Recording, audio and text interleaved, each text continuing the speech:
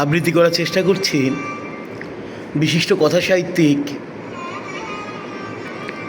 নবারুণ ভট্টাচার্যের ইতরের দেশে।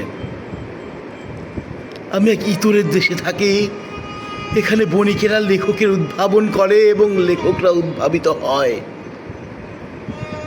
আমি এক ইতরের দেশে থাকি, যে দেশে বুদ্ধিজীবী অধ্যাসিত সরকার শীতের ইথারের মধ্যে গরিব মানুষের ঘর ভেঙে দেয়।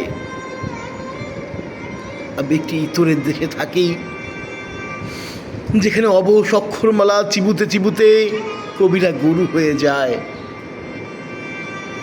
উল্টোটা যে হয় না তা এমন নয়, আবার ভাগ্য আমি নিজেই ভেঙেছি। তাই বাতিল স্টিম রুলারের কাছে বসে থাকি আর রাস্তা বানানোর গল্প শুনি।